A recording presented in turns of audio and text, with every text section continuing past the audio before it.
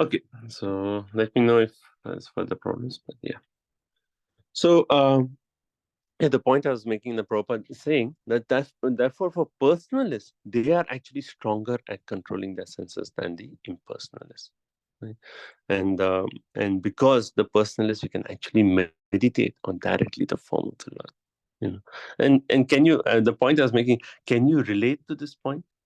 You know, when the desires come, if we just close our eyes and say, Krishna, please save me, and in our vision we are actually just thinking, bringing the the darshan of Shri Shri Radha Golokananda, immediately you feel like, okay, Krishna is right there, Krishna is right there. Compare that to meditation on the impersonal Brahmajyoti. So it's a very nice point that meditation on the personal form is actually one is more stronger at conquering the senses rather than the impersonalists. Right? The other point that Prabhupada makes in purport, he says when a Vedic mantra is chanted within the mouth, so that only the chanter can hear, the chanting is called japa. And if you have like last year, no, not last year, a few years back when Hari Pasha Prabhu was here, he actually did a whole talk on japa and kirtan, right? And he made the point that that that when you're actually chanting the mouth, that only the chanter, only that someone who's sitting next to us cannot hear, that is actually called japa. Right? If you're chanting loudly, Hare Krishna, Krishna Krishna, Hare Hare, Hare Ram, Ram Ram, Hare Hare, Hare Krishna. Is that japa or kirtan? According to this definition, that's actually kirtan. But what does Prabhupada said further in the purport?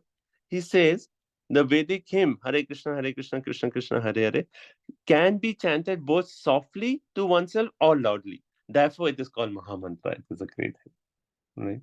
So even if you are someone is chanting like just within the mouth, Hare Krishna, and only the hearer can, or someone is chanting loudly, Hare Krishna, Hare Krishna. For Hare Krishna Mahamantra is so merciful that either of them is actually fine.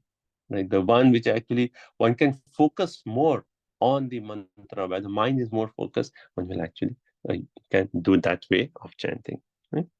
Okay. Is this point okay? Is my video okay now? Okay. I'm thinking whether I can try going back to my laptop screen. Okay, let's continue with the next one. Prabhuji, like here, Kashyapa is like is meditating on Brahma Jyoti.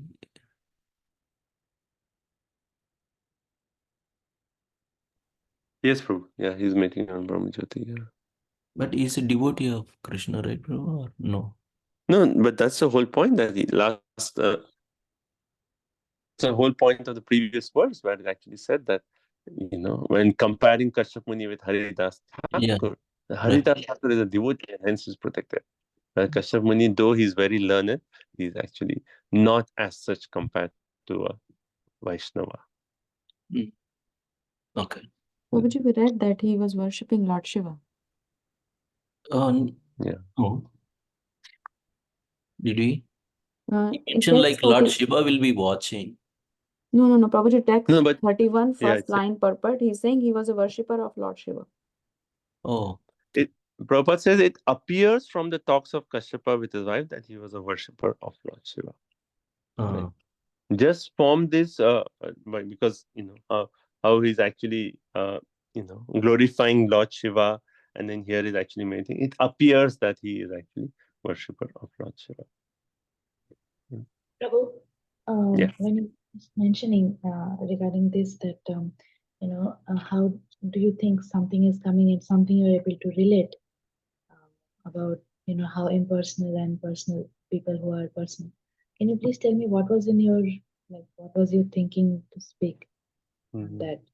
I mean, Like I was thinking, like can you relate by like even like personal experience that you may have that sometimes all these desires they come and like, okay, maybe here let me do this, let me do this, and you're like, okay, this time I don't want to do it.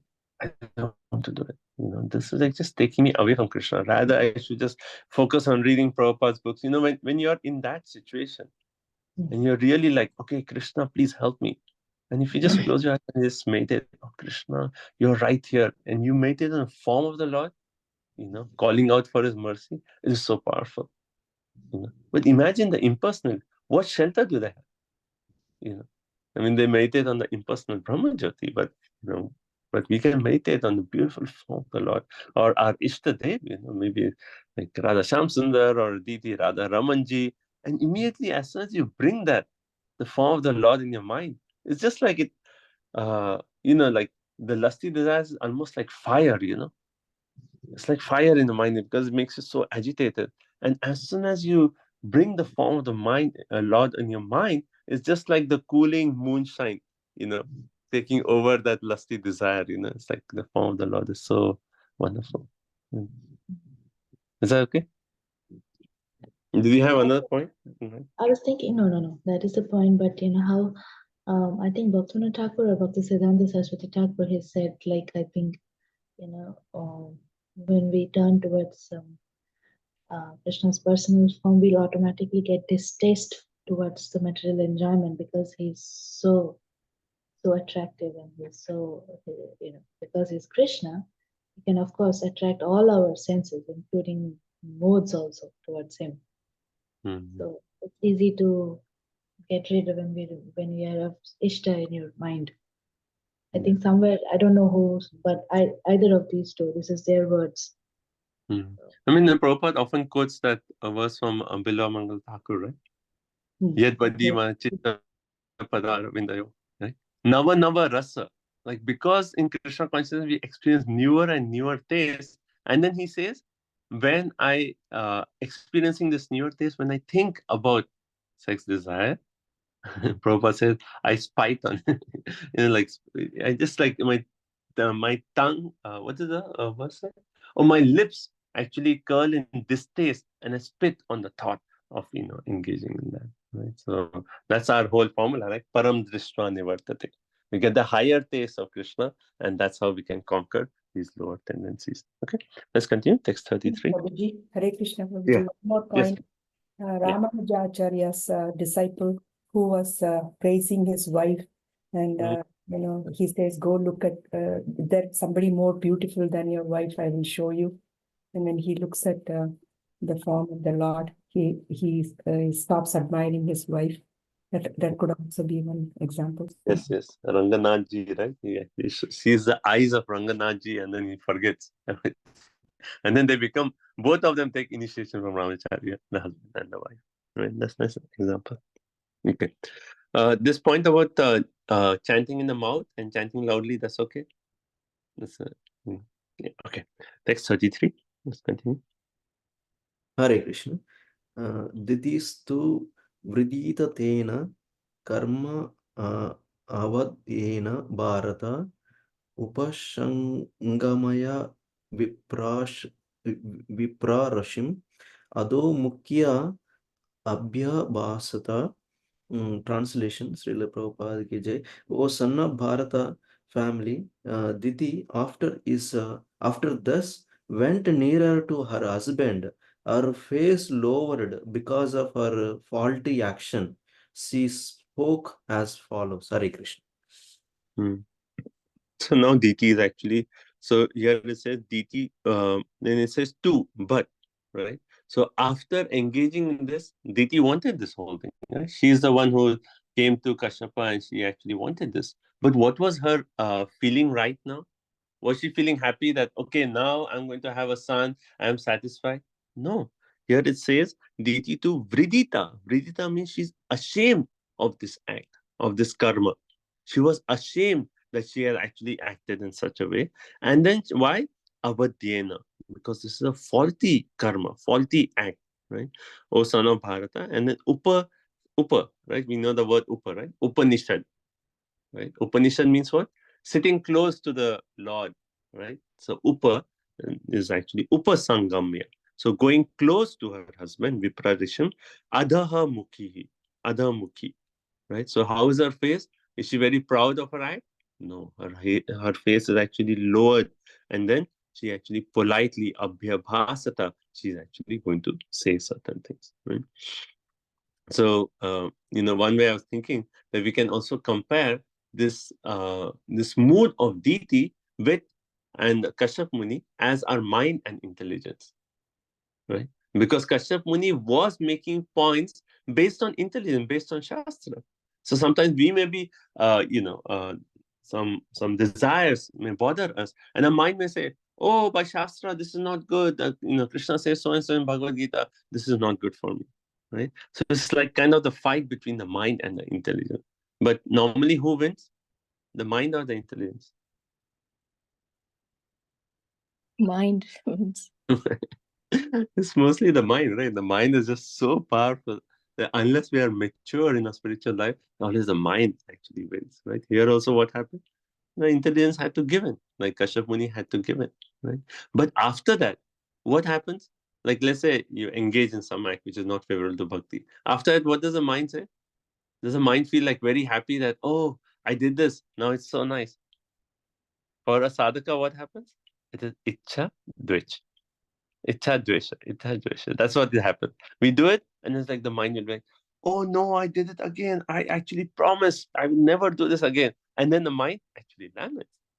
And similarly, the same thing is actually happening here, right? Diti will actually lament, right? So in ashamed mood. So this is like you can see our mind in that way, right? Ichha and dvesha.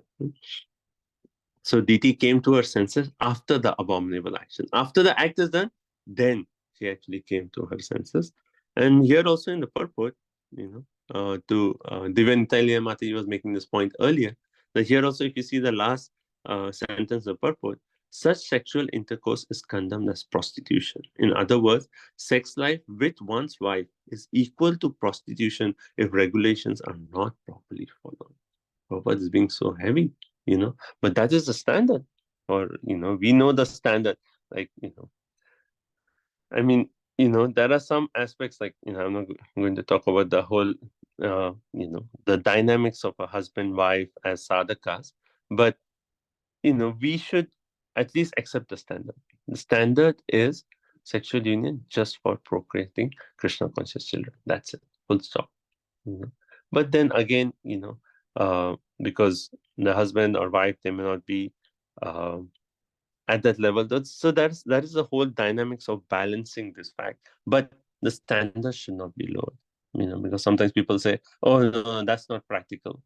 No, that is a standard.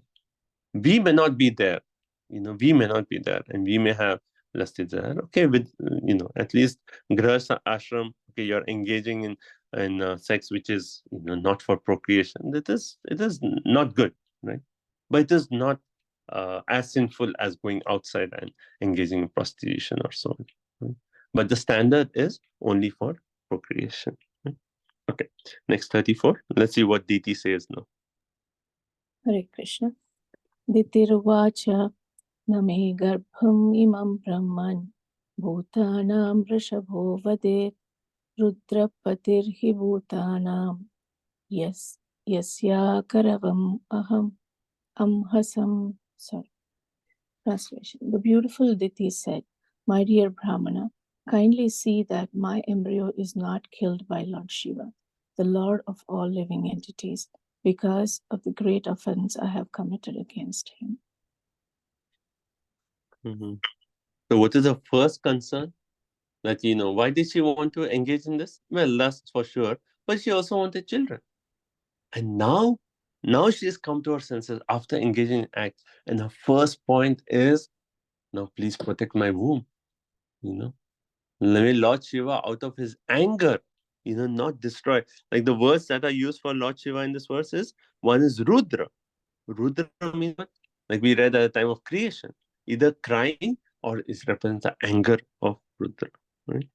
And then the other word that you use for Rudra, okay, that comes later, right? So, and then we'll see in the next verse how she is actually trying to make the point that how Lord Shiva can be pacified, right? So here it's very interesting. She says, "Na me garbham, my garbha or my womb, imam Brahman, right, not be destroyed by Rudra." Avadit, right? Not be killed. Let my pregnancy not be killed by Lord Shiva. Right? And she's saying, Bhutanam Rishabha. Bhutanam Rishabha, O noblest of all living entities. Is that referring to Kashyapa or to Lord Shiva? Kashyapa. Shiva. No, it's Lord Shiva. Okay. So let's see. So there are two times that Bhutanam word comes, right? So Bhutanam Rishabha, O noblest of all living entities. And later on she says, Rudra Patihi hi Bhutana. So there she's saying Lord Shiva, who is Patihi. Pati means master or husband of all Bhutas, all living entities, Bhutana, right? So she's saying, O noblest of all living entities, referring to Kashyap Muni. She's saying, you please make the plea to Lord Shiva, who is the master of all living entities, that Yasya Akaram Amsa, that the great offense I have committed against him, may he not be angry with me and destroy my home. Right? So the point is, she is actually saying that Kashyapa, I have made a mistake, but you are my husband, and you are the noblest of all living entities. And hence, if you are a devotee of Lord Shiva, and hence, if you make a request to Lord Shiva, the Lord Shiva, please don't be angry upon me, don't destroy the womb, then maybe Lord Shiva will actually be pleased. Right? So Prabhupada actually makes this point in purport. He says, therefore, the application for excuse was submitted through her husband. Right? She didn't directly go to Lord Shiva, pray to Lord Shiva. She does actually, next few verses, she'll pray directly to Lord Shiva, but her plea was through her husband. She said, okay, Kashyap Muni, he's a great sage. He's a devotee of Shiva. If he makes a plea to Shiva, then Shiva will be pleased. Right? So Prabhupada makes this point in the purport that Lord Shiva, what is his mood? On one hand, he is Rudra. Right? He gets angry very easily. And the second hand, what is the nature of Lord Shiva? He's Ashutosha. Yeah. right? He gets pleased very easily, right? So on one hand, she's scared that because of the anger, the womb may be destroyed. On other hand, she's like, oh, Lord Shiva is pleased. So if you, oh Kashyap, oh my husband, oh noblest of all living entities, if you make a plea, then maybe I will be saved. Okay. Next, 35. Yeah, Prabhu. Hare Krishna. Right. Namo Rudraya Mahate Devayograha Miduse Shivaya Nayasta Dandaya Drita Dandaya Manyave. Translation: Let me offer my obeisances unto the angry Lord Shiva, who is simultaneously the very ferocious great demigod and the fulfiller of all material desires. He is all auspicious and forgiving, but his anger can immediately move him to chastise. Hmm. So we see the sequence. So first was what? She felt ashamed after the act. Right. So number one is after the act, ashamed. Second one is after that, feeling ashamed, she became conscious. What was her offense? Sometimes we may do certain acts, and we may, because we may tend to repeat certain mistakes. And why is it? Because we are not conscious of the offense. But here she became conscious. What offense she has done? So first was she became ashamed. Second, she became conscious of what offense she has committed. Third was what? She was anxious to be forgiven, right? And how she wanted to be forgiven? Through her husband. So that was also very apt action, that she actually was anxious to be forgiven through the right channel. And fourth is what? She is offering repentful prayers with humility. So these four sequence, like even when we have are faced with desires unfavorable to our bhakti, we can go through this cycle of purification. First, we should actually feel ashamed. How can I do this? I have received the highest gift, but still I'm wasting my time, or I'm engaging so and so. So first, ashamed. Then second, we think, what wrong did I do? We actually think, what is the wrong I have done? So we become conscious of the mistake that we have done. Third point, we are anxious. Oh, please forgive me. And fourth one, we offer repentful prayers with humility to the Guru and spiritual master. Where in the Bhagavatam have we read this about this point? A similar theme. Parikshit So, Maharaj. And Parikshit Maharaj. And what was his mood there? He was saying, let the reaction for my wrong act come immediately, so that I don't have to keep suffering for it. I won't commit it again. Let that reaction come right away. Right. So we see that mood of repentance, the mood of prayerful humility. Right. So now in two verses, she actually offers her prayers to Lord Shiva, and it starts off with Namo Rudraya Mahate. My obeisances unto Rudra, right? The angry Lord Shiva, right? Rudra. Mahate Devaya. Mahate Devaya means who is actually a very ferocious, Ugraya, great demigod. Mahate is great, Devaya is demigod. Ugraya means very ferocious, who is a very ferocious, great demigod. Right?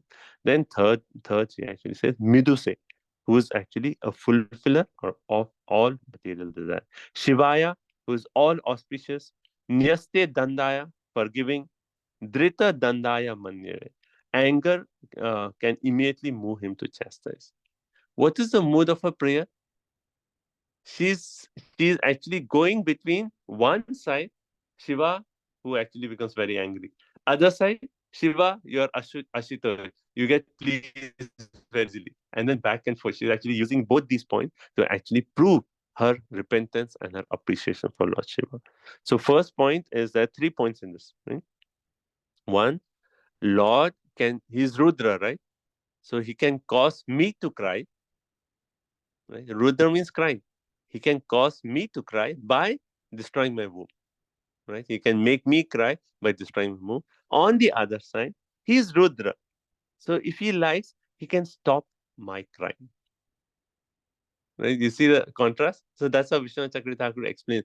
The word when she said Namo Rudraya, saying Rudra, you can actually make me cry by destroying the womb, or you can stop my tears by actually forgiving me.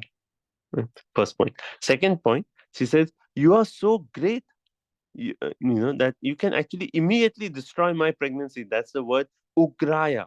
Ugraya means you're ferocious. Immediately you can just destroy my pregnancy. But on the other hand, you are Mahat Devaya. You are the great demigod. And hence you are, uh, hence you can actually fulfill all my desires. Like, why do people approach demigods? To fulfill their material desires. So she's saying, you're the great demigod, hence you can fulfill my desire. Right? So it's so beautiful that how she's actually putting both the aspects of Lord Shiva. And third point is Drita Dandaya. He is now ready to punish me because of the offense. But on the other hand, he is Miduse and Shivaya. Miduse means he's actually very liberal. Shivaya means he's all auspicious. Right? And hence it is not difficult for him to excuse me from being punished. Right? So nice. She's actually taking both the characters of Lord Shiva and she's actually glorifying him. Okay. So 3 points. It's okay. Everyone got those 3 points? No? Yes? Would you Oh, so repeat one fast. more time? Yeah, you were so fast. Okay. Okay. So first is Rudra. Everyone got the first? Rudra means cry. Right? So what are the 2 points there? That Lord, you can make me cry by destroying the womb. But on the other hand, because you're Rudra, you can actually wipe off my tears, by protecting me. So it's the same Rudra. Right? Then second point is Ugraya. You are Ugraya. Ugraya means you are so great that you can actually immediately destroy my pregnancy. It's just Lord Shiva desires, oh, she has done this at the wrong time, destroy the pregnancy. Immediately you can do that. Right? But on the other hand, you are Mahadevaya. People approach demigods to fulfill their desire. So you can fulfill my desire and forgive me and bless me with a good child. Right? So that's the second point.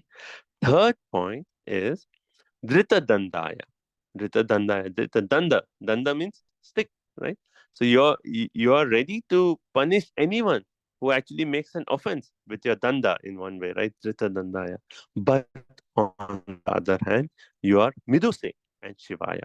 You are all auspicious, and you're midusay, you're very liberal, and hence you can actually, it's not difficult for you to forgive my offense and excuse me. Okay? So these three are the points. Okay. Okay. Now text 36. Yeah, one question, Prabhu. Yeah. So, did they know beforehand that the child is going to be bad in nature or something like that, like Rakshasa also at this time? Uh, okay, so that's a good question. So Kashyap Muni knew that doing this at this time is going to lead to children who are going to be demons, like Okay, and he's going to make you know. But because Diti had lost her discrimination, she couldn't even use her intelligence. So she uh, lost it. But after engaging in the act, she's realizing that this is not going to be auspicious. So okay, now okay, she's realizing after doing the okay. whole thing. Okay, then my Thank you. second question is, Prabhu, that why did they want to save it then? I mean, it would have been good, right, if the Garva would have been destroyed or something like that, because they Hmm. knew that they will not be good. I mean, for a mother, who has a child in the womb, like even a child is the worst of all child, but the motherly affection is there for any child. How can she even think about destroying the womb? I mean, now in Kali Yuga, it is like, people talk of all these like. Mm-hmm. uh, I mean, if you just drive like from Hillsborough to Greensboro, there's like big billboard, and then they have like photo of like three ladies, and they say like, "My body, my right, leave me alone." I mean, it's like, this is Kali Yuga. And you're killing life in the womb and saying like, "Oh, it's my choice." I mean, what about the motherly affection? There's a living entity in the womb. You know, how can you like? What's the difference between that and murder? You know, I mean, Okay. anyway, this is Kali Yuga, but any mother, like whatever is a child, how can she even think about destroying the womb? It's her own child. There's life in your womb. So yeah. Okay. Also, it could have been possible that she might be thinking that because Kashyap Muni is the father, we can definitely, nurture a nature. How Yeah. what Yeah. is. I mean, So she still has a hope that in spite of all this, Lord Shiva will forgive, and the child will be still good, right? So that's another good point here. Okay, let's continue. 36. Hare Krishna. स न प्रसीदतां भामो भगवान् उर्व अनुग्रहः व्याधस्यापि अनुकम्प्यानां स्त्रीणां देवः सतीपतिः. Translation: Let him be pleased with us, since he is my brother-in-law, the husband of my sister Sati. He is also the worshipable Lord of all women. He is the personality of all opulences and can show mercy towards women who are excused even by the uncivilized hunters. Mhm. Right. So this is the second verse where she's praising Lord Shiva, and what is she saying? Sa na prasidatam bhamo. Right. So let him be pleased with us. Right. And what is she saying? Bhamaha. Bhamaha means brother-in-law. So initially, what did Kashyap Muni say? He is our brother-in-law, right? Hence, you should not disrespect him. Now, Diti is using that same point and saying, "Oh, he's our brother-in-law, so maybe he'll forgive us." Right? And then she actually further says, she uses the word Satipati, right? Like we hear of Sitapati, right? Who is the husband of Sita, right? Advaita Acharya is also called Sitapati. Here, Satipati, the husband of Sati. And Sati is who? She's actually my sister. So because he is my brother-in-law and because he is married to Sati, so he knows the nature of woman, right? Or one way she's making the point, he knows the nature of woman. So women may be, they may not, because of that desire to have children, it is so strong desire that they are losing that discrimination. Is maybe it's okay. So maybe Lord Shiva will actually forgive, right? That's first point. And second, she's actually saying that, oh, because Sati is there, she's my sister. Maybe if Sati actually requests Lord Shiva, then he will actually forgive. right? By the intervention of Sati, then Shiva will actually not punish us. So that's the first point. Sana Prasidatam Bhama. Then further she says Bhagavan. Bhagavan, he is actually the personality of all opulences, right? And one of the opulences is renunciation. So he maybe just ignored this whole thing. He may be renounced. Then Urva Anugraha. He's very great, merciful. Anugraha, we have heard this word before, right? Many times. What is anugraha? Is mercy, right? And Uru means he's very merciful. He actually shows mercy even to the hunters. Vyadhasya. Even those who do not deserve mercy, Lord Shiva actually comes and shows them mercy. Right? Who does he show mercy to? Who are the associates of Lord Shiva? The ghosts, the goblins, right? Do they deserve mercy? No. But Lord Shiva is so merciful that he shows mercy even to the Vyadasya, even to the hunters, to a degraded personality. Then he should show me mercy also. I'm just a woman, right? He should show me mercy. And then last one, he said, Anukampayana Striyana. And especially Lord Shiva is very inclined to women. Why? Why is Lord Shiva very inclined to women? Actually, it is said that even in the Karma Kanda section, anyone who desires a good husband, whom should she worship? Lord Shiva. So all the women actually they worship Lord Shiva to have a good husband. So that's the point, right? So hence Lord Shiva is so merciful to women. So because he's naturally very kind to women, he's the husband of Sati, my sister. He knows the nature of women, and because of all these reasons, he's saying, Lord Shiva, you please forgive us. Please forgive us. Have mercy upon us. Okay. And then let's see. So two verses she has actually remembered Lord Shiva, offered her obeisances in Lord Shiva, and in one way repentfully said that, oh, we made a mistake, but you are so merciful. Please forgive us. Please forgive us. Okay. Now let's see what happens. 37. So Maitreya Rishi is going to speak now.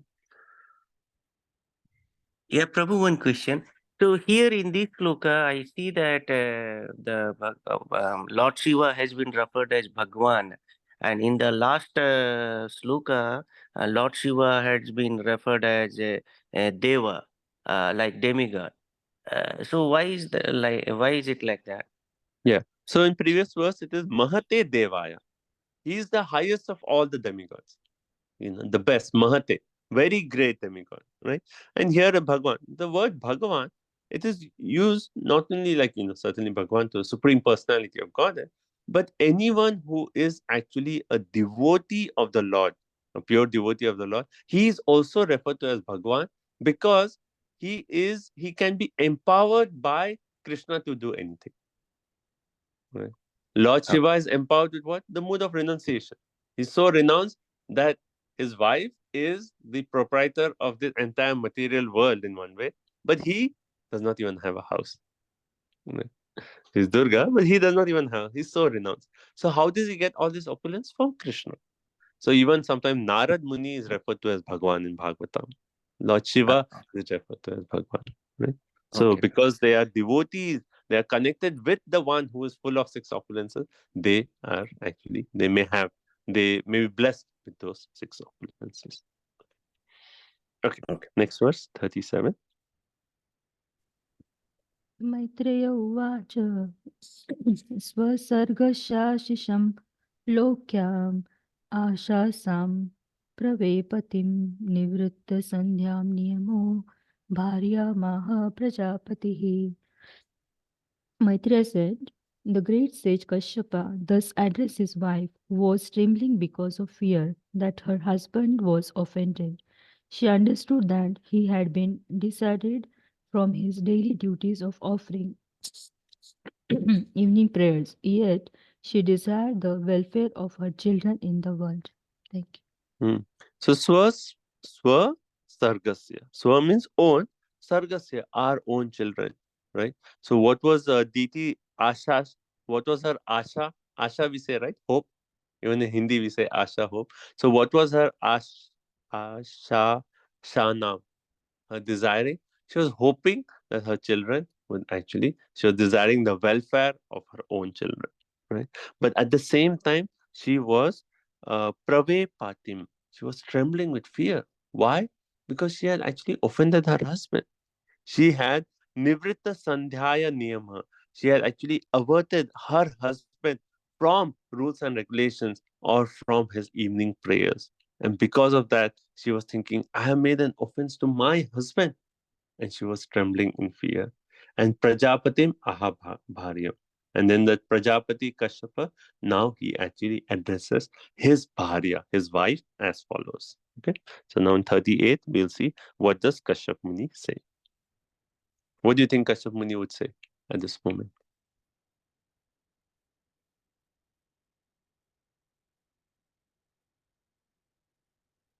Okay, let's see what Kashyap Muni says.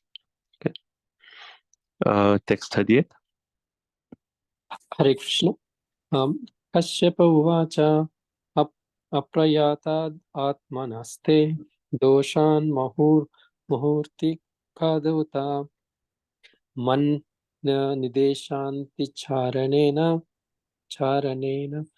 devanam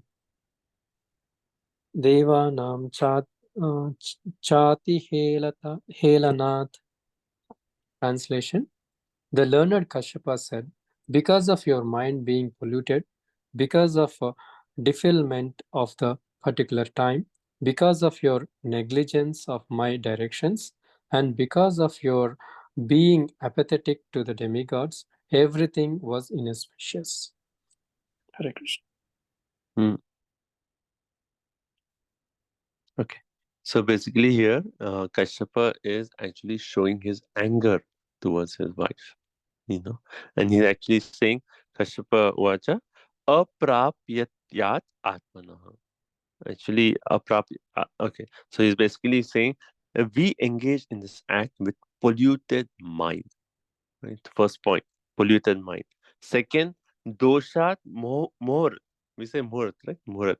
So doshat mohurdikat. It was defilement of murat, or we actually engaged in this at an inauspicious time. So polluted mind, inauspicious time. Then uta also mat nidesha aticherena, and you were actually neglectful of mat nirdesha, my own instruction. You actually did not follow my instruction. That's third point. And fourth, devanam abhi ati helanat, being apathetic to the demigod Lord Shiva. You did not care about Lord Shiva. So 4 points he said, that he's angry and saying, like, just because of you we engage in this act, but your mind is polluted. You have actually came to me at an inauspicious time. You have neglected my order, and not only that, you have neglected the great demigod Lord Shiva. Hence what? Everything is inauspicious in this union. Right? So in anger, he's actually telling her everything is inauspicious in this union. Hmm? Okay, and proper in the purport, he actually says, he talks of conditions for good progeny. Right? This the pastime is a nice pastime for those who are just married, thinking of children, to actually think about, see the consequence of actually engaging in the sexual union at the wrong time, at the wrong place, at the wrong circumstance, and how much consideration of these points can actually lead to a good progeny. What is Prabhupada's standard? He told us for Garbhodhan Samskar: chant 50 rounds of Hare Krishna Maha Mantra. You chant 50 rounds, and then your mind gets so pure. You feel so purified, you feel connected to Krishna, and in that mood of remembrance of Krishna, you engage in union. That is so auspicious, right? So, a formula Prabhupada said 50 rounds Hare Krishna, and then you actually engage in Garbhodhan Samskar, right? So, Prabhupada talks about conditions for good progeny. First one, husband should be disciplined in rules and regulatory principles.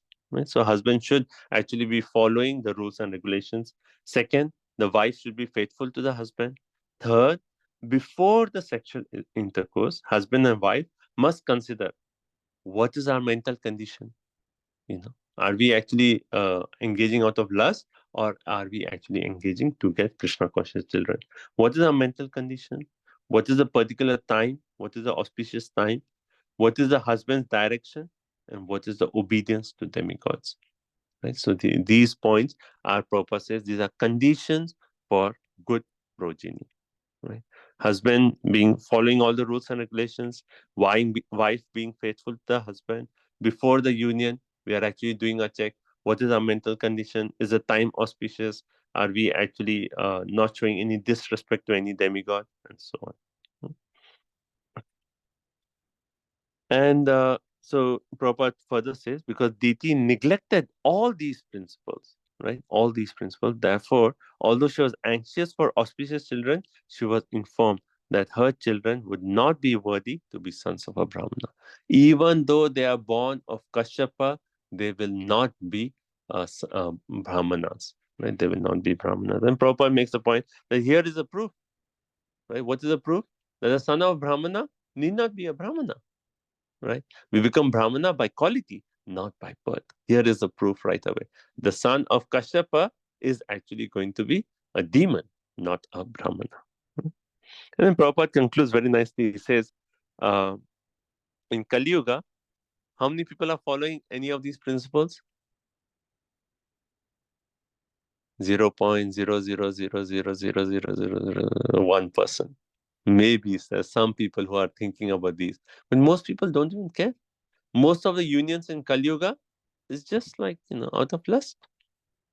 Then Prabhupada is making the point, if no one is following these rules, how can we expect good children? What is in Bhagavad Gita? What are they called in the first chapter?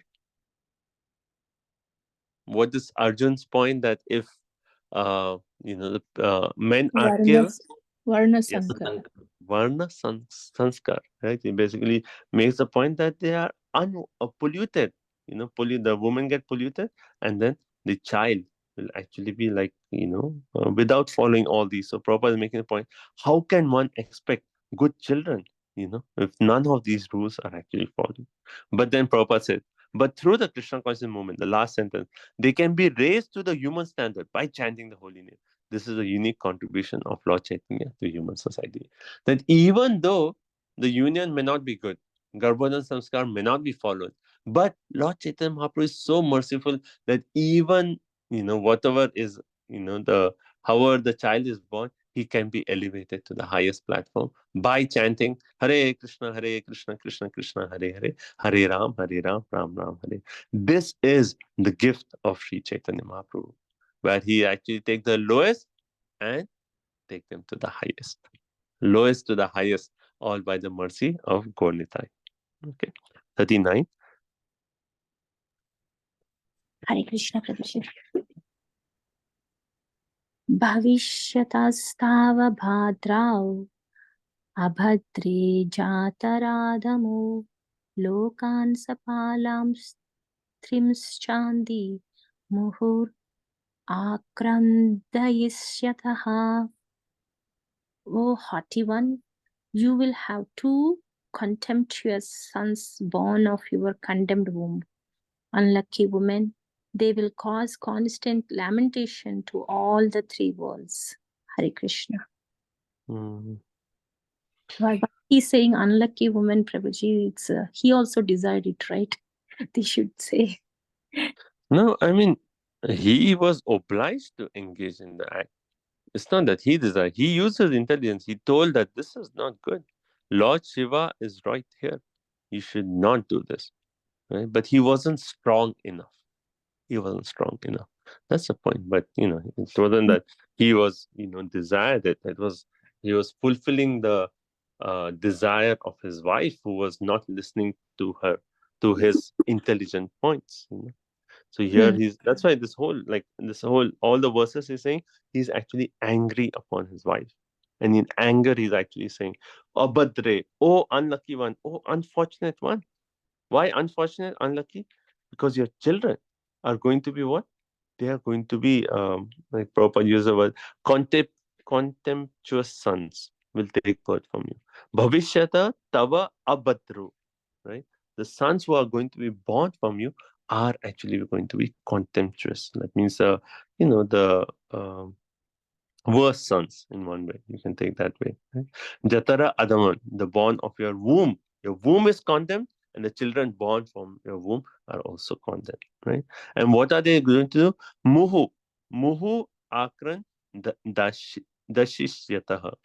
They will constantly cause muhu muhu. Muhu means again and again. They will constantly cause what? Akran. They will cause lamentation. For who? Lokan Sapala. For all the planets and also Palan, the rulers of those planets. That basically means the demigods. So these two sons are going to cause constant lamentation to all the planets and all the rulers. That is what the nature of the sons are. Right? So Vishwanath Chakra Thakur very nicely says, so 4 points he says, right? First he'll say is, so Kashyap Muni is predicting and he's making the first point that you will have two sons, but the two sons will have a cruel mind, cruel mind. Second, he said, because we united at twilight, right? Because we united as both the sons will be terribly ferocious sons. Right? Then third, because you ignored my instruction, the two sons will not follow any instruction. That means they will not follow dharma. And fourth point, because you ignored the demigods, hence the sons will be haters of the Supreme Personality of Godhead. Right. So each one of the point which was wrong, Vishwanath Chakra Thakur actually makes a corresponding prediction, right?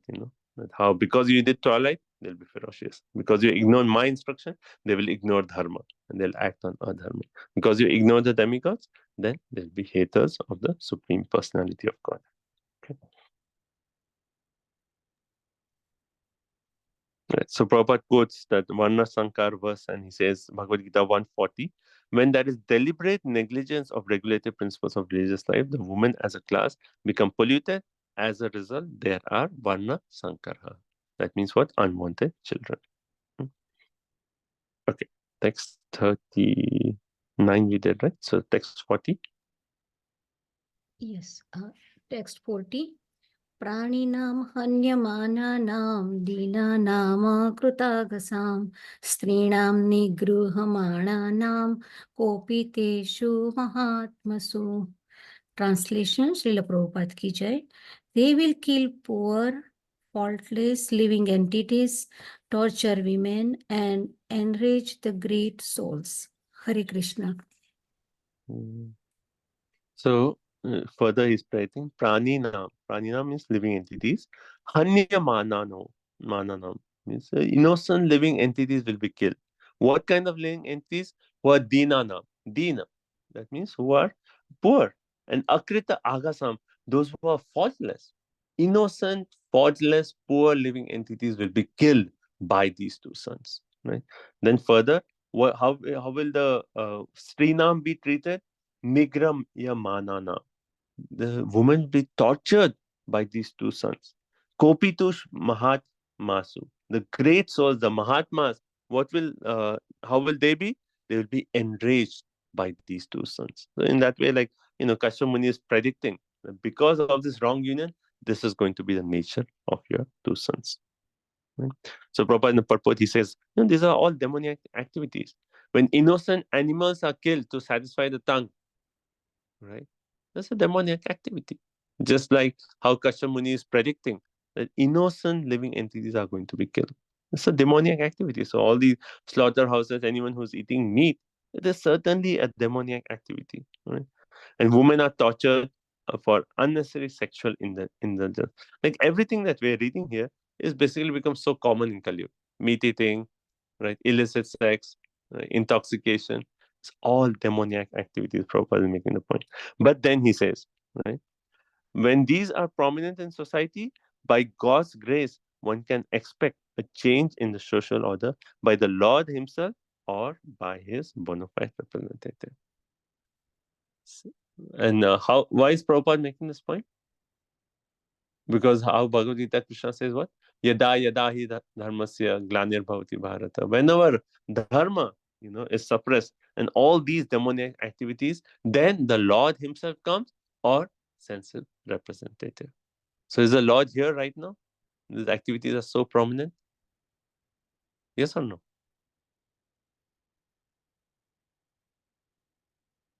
His devotees are here. The Lord is also here. Kali Kale Naam Rupe. Kali Kale Naam Rupe Krishna Avatar. The holy name is not different from Krishna. This is the avatar of Krishna in this age. And it is this holy name that is actually going to destroy all these demoniac activities. This is the appearance of the Lord. Lord's devotees are there. Also, the Lord is present who? Through Srimad Bhagavatam. Right? What is the verse? Krishna Sadhamapurite Dharma Jnanabhisa Kalo Nashta Drishamesha Punanako Dhanmatira. Kalo Nashta. All the people who have lost their vision in this dense darkness of Kali Yuga, they will get light from this Purana. Right? So Srimad Bhagavatam, a holy name, they are directly Krishna here, Krishna avatar here. And then Sri Chaitanya Mahaprabhu is there. How can we deny? 500 years before is like nothing. He's right here. He's actually destroying all these bad habits can be destroyed. Okay. So, yeah. Prabhupada actually there's a I can read this. It's very nice. So Prabhupada is talking about this in one of his classes. He says, Sri Chaitanya Mahaprabhu, he appeared in this land of Mayapur. Therefore, he said here as the moon. Therefore, we say Chandra, Mayapur, Chandra. Right? And then Prabhupada actually makes this point. Now, as Sri Mayapur Chandra is rising means he is to distribute the moonshine all over the world. This is the idea. Moonshine. Shreya Kairava Chandrika Vitaranam. Chaitanya Mahaprabhu personally said, don't keep Sri Chaitanya Mahaprabhu compact in your room. Prabhupada is saying, don't keep Sri Chaitanya Mahaprabhu compact in your room and take some monetary profit. This is not required. You must allow Sri Chaitanya Mahaprabhu to rise more and more so that the sun, moonshine, may be distributed all over the world. That is wanted. Therefore, this temple is situated. And then he says, of course, we shall try to construct a very nice temple for Sri Chaitanya Mahaprabhu.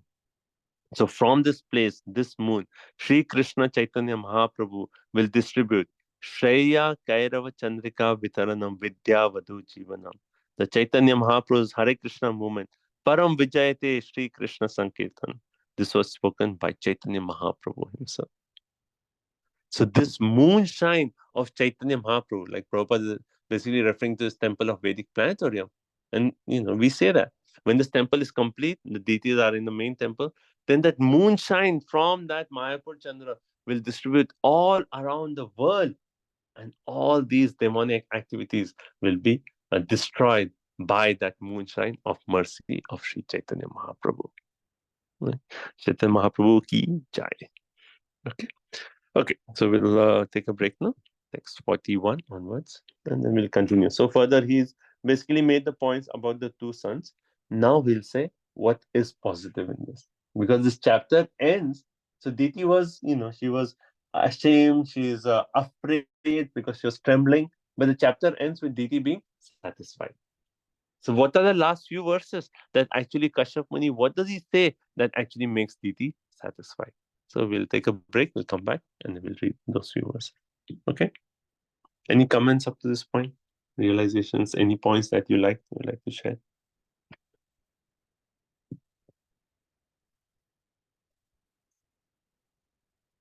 So many points, Prabhu. We're making point after point for every verse that how we should be and what impacts what. It's very beautifully given. Any particular point you'd like to share? Yeah, how everything we do at wrong time impacts, like twilight, the kid can be ferocious, and because you didn't oblige, they won't oblige your instructions. Everything has a consequence of when and how we do it. Thank you, Mati. Such a nice point. Like we think that it's okay, what is there, and people say, who believes in all this? Like people just like, even those who are maybe from, let's say pious families in India, they say like, oh, it's okay, what is that? But everything we do, like, especially this, imagine bringing a child into this world. Is that a simple thing? You're actually bringing a child, and how we should be so careful, following all Garbhodam Sanskar, all these rules, like, that determines, sometime back there was this Ratna Radhika was talking to one devotee, and like the child was like just very young, And he was just coming to the temple and like just touching Prabhupada's feet and saying, Jai Prabhupada, Jai Prabhupada. Just like he's just starting to speak. And so Ratna said something and then she said, yeah, it works. 50 rounds, follow Prabhupada's formula, you get a blessed child. You get a blessed child. So, thank you. Any other points? Gee, I like that. The personalist is stronger in sense control than the impersonalist. Because when we think about the Lord, we have face to it. For example, if I'm thinking of Divanitai Mataji, I have a face in front of him. Similarly, when I think of Krishna, immediately the the smiling face of Krishna comes to my mind. So when I'm chanting, I'm talking to a person. So that really helps. I can pray, Krishna, please help me. Yeah. Yeah, I mean, that's a very nice point. We start off like when when we are affected by this lusty desires or any desires, contrary to Krishna consciousness, then we pray, Krishna, please save. And first, how do we start off? We meditate on the lotus feet of Radha Golokananda, and then gradually we come to the face of Radha Golokananda. And when we are seeing the face, the smiling face of Golokananda, and then Srimati Radharani, then we meditate on the eyebrows, and then immediately, like all that burning sensation, the agitation can be just it's like how we say samsara dava nalinda loka pranaya karunya ghanaganatam. It's just like a rainfall of mercy on our agitated mind. So finally, that's the whole point. It's like, otherwise, how can we conquer Maya? Thank you. Anything else?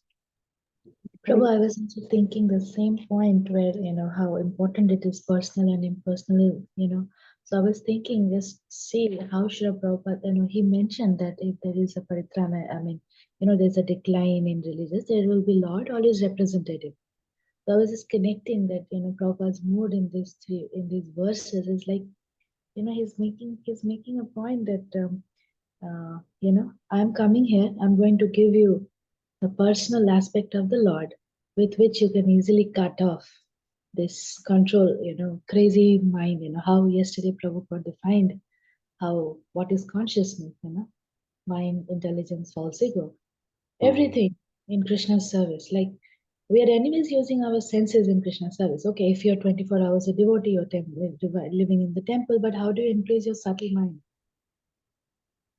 That's so important for us to know. And then, Prabhupada came to break that impersonalism. Why? So that because we are the most struggling very hard, including the mind. Yeah. Krishna's words. And that's why, particularly Prabhupada established deity worship, right? And particularly for grahastas, he says, like I was just reading recently, quote professors, for grahastas, they must install deities at home, and worship the deity. Otherwise, even within the grahastha ashram, the mind is so crazy. Like, how do we have that deity at home, worship them, and they are the center, every aspect. Okay, they are the proprietor. We have to get the morning. I have to serve them. I have to do and they'll protect me. It's the importance of deity worship, how Prabhupada established worshipping deities. Thank you. Anything else? Any other points? Hare Krishna Prabhuji, I was thinking how dangerous it is to not follow those standards.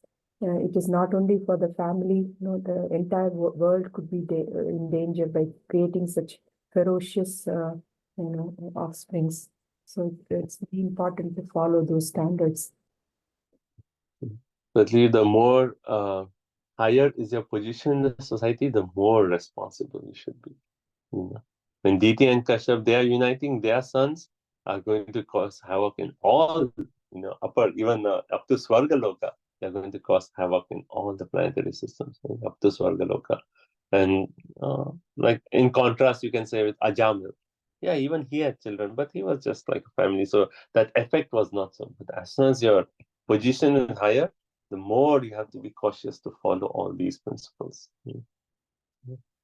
Thank you. But Prabhuji, that brings us to the Lavangna Manjari's Mataji's point that if Kashyap Muni would have been stronger, he is a husband, he has some responsibility, then this would not have happened. He is calling his wife unlucky. He's saying your sons, but they are his sons too.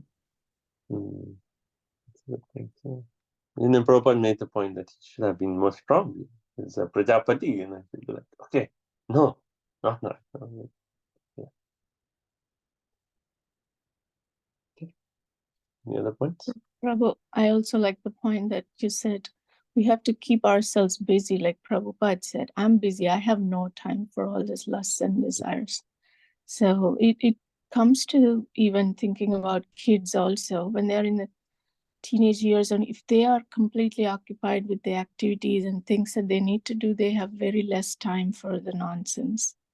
I mean, that's a key point. Like personally, even I can say in my sadhana that, you know, I just feel like, oh, if I'm just busy in service to Krishna, then I'm protected. As soon as there's like a break time, then Maya is just waiting. Like as soon as the open time, Maya is come and grab. So just keep yourself busy in service to Krishna. You know, whether it's reading, studying books, you know, Bhakti Vaibhav, service to temple, serving our deities. And Prabhupada has given us so many ways to keep ourselves busy. You know, I mean, like I don't think any other society can actually imagine, like, if you say 24 hours a day be engaged, like what is 24 hours a day? What does that mean? You know, I'll come, I'll do my puja, and that's it. Okay, 1 hour, whatever, that's it. You know, after that I have to live my regular life.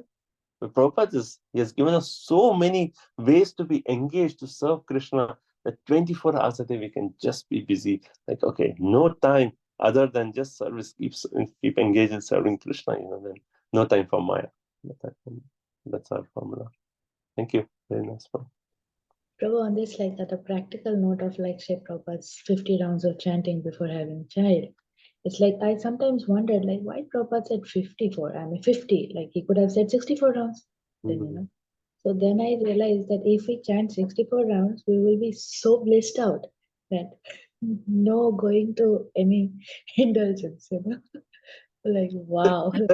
Yeah, the point is like even you know 50 rounds, like you will be like such a state that you'll be so happy and blissful and purified. But the point is that we want to engage in the union in that state when you're so Krishna conscious, you know, that you're doing it not out of our enjoyment, like not like sexual enjoyment, but just as a duty to give birth. And when we do it like that as a service for Krishna, so that we get nice Krishna, then the whole mood is different. And that is what Krishna is saying. That's where I am actually present in that union. So, okay, then let's take a break and we'll come back in 5 minutes. So thank you so much. Hare Krishna.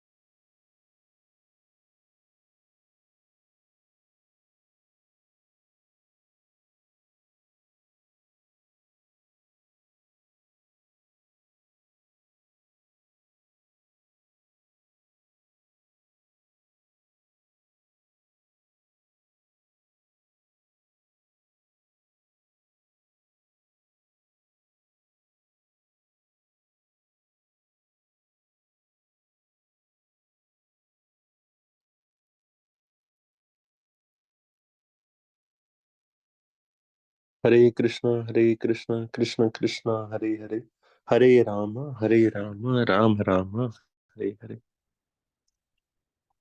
Hare Krishna, dear devotees, let's continue. Tata Vishveshwaro Krudo Bhagavaloka Bhavana Anishyati Avat Yaso Tata Din Saptaparvadik. At that time, the Lord of the universe, the Supreme Personality of Godhead, who is the well-wisher of all living entities, will descend and kill them, just as Indra smashes the mountains with his thunderbolts. Is everyone back? I'll give you a moment.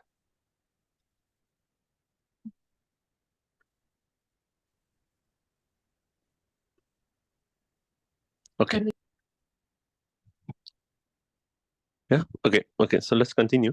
So tada means at that time. At what time? In previous verse we actually read, making the point. He says kopiteshu mahatma. When he actually appears and he enrages the mahatmas, right? Why does the Lord appear? Paritanaya sadhunam vinashaya cha dushkritam, right? But of those, what is the main point? So three points in the verse, right? Paritanaya sadhunam, right? To protect sadhu. Vinashaya dushkritam, to destroy the miscreants. Dharma samstha, to actually establish religion. 3 points. But of these three, which is the most important point? Why the Lord actually appears? Dharma samstha. Okay. What else? Loving exchanges with his devotees. Devotees. Yeah. Finally, the only reason the Lord appears. Like even when you say paritranaya sadhunam, to protect the devotees are already protected. I mean, Prahlad Maharaj. Wasn't he protected when Hiranyakashipu was torturing him and trying to kill him? He was protected. Why finally the Lord appeared? To actually have loving exchanges with his devotees. So that's finally the whole point. But here, when it says Kopiteshu Mahatma, those who are Mahatma, the great souls, when they are enraged, when they are actually harassed, at that time the Lord actually he does not tolerate, right? Even in 7th canto, we see that when Hiranyakashipu was causing so much havoc all over the universe, then when the demigods, when they pray to Vishnu, what does Vishnu say? And finally, when he actually harasses his own son, Prahlad, my devotee, then I will personally come and protect him.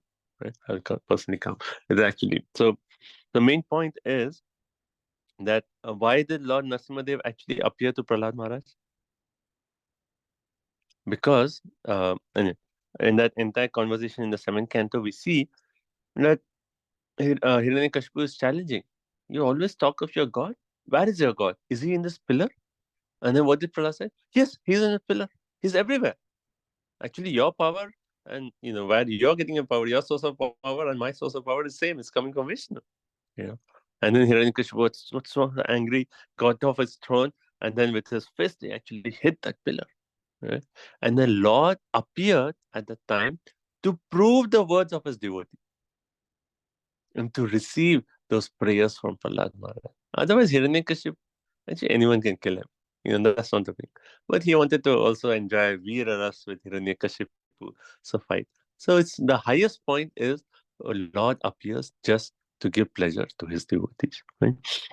So now when his own devotees are harassed, then the Lord will actually personally appear. Right? And that's true in the case of Hiranyakashipu. When Prahlad was tortured, then Hiranyakashipu personally appeared. Right? So it says Tada at that time, right? Vishwa Ishvara, the Lord of the universe, Bhagwan, the Supreme Personality of Godhead, Loka Bhavana, desiring the Loka, the benefit, the welfare of all the Loka, or all the people, Kruddha, in great anger, he will appear and he will Hanishyati, he will kill them. Right? The Lord himself will come and kill these two sons. And what is the example here? He says, Adrin Shata Parva Drik. Just like how Indra may smash with his thunderbolt, smash a mountain to powder, right? And mountain is so strong, but Indra's thunderbolt, just by that, the entire mountain. Similarly, when the Lord appears, though they are so powerful, Hiranyaksha and Hiranyakashipu are going to be so powerful, the Lord will come and just vanquish both of them. Right? So Prabhupada makes this point in the purport that yes, Paritana sadhunam, but the main reason that the Lord actually appears is when his devotees are offended. To protect the devotees, to have that exchange with the devotees, the Lord actually appears. Right? And then further Prabhupada says, all the demigods, they are all Lord's agent, like Varuna Dev, Vamana Dev, Indra Dev. Like all these demigods, they can kill many demons, but the Lord actually descends just for the sake of his devotees. Right? Right. So the Lord actually descends to give relief to his devotees. Right.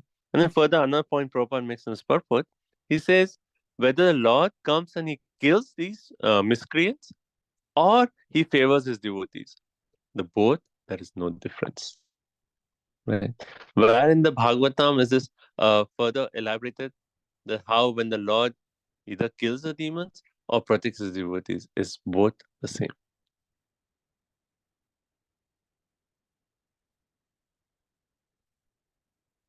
Remember? Okay, in 7th canto, in the first, like before the Prahlad Narasimha pastime, in the first chapter, the same point, right? Parikshit Maharaj is asking Sukadeva Goswami, how is it the Lord appears to be partial, right?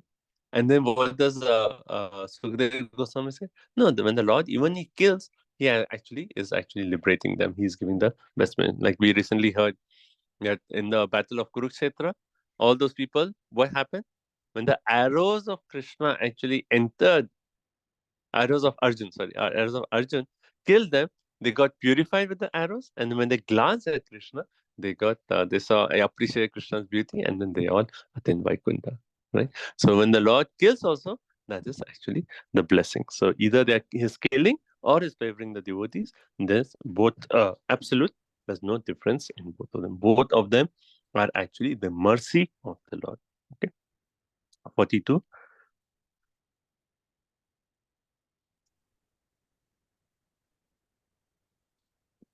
Who's इतिरुवाच वदं वधं Bhagavata साक्षात् सुनाबोधरबाहुना आशासे पुत्रयोर्मह्यं मा क्रुद्धात् ब्राह्मणात् प्रभु. Diti said, it is very good that my sons will be magnanimously killed by the arms of the personality of Godhead with his Sudarshan weapon. O my husband, may they never be killed by the wrath of the Brahmana devotees. So when Diti heard that her sons will be killed by the Supreme Personality of Godhead, one way, like, if anyone, a mother hears, oh, my sons are going to be killed, then naturally she should feel sad, right? But Diti is feeling happy that she's actually saying, oh, Vadam Bhagavata Sakshat, this very good Mayam, that my sons will be actually killed by the Supreme Personality of Godhead.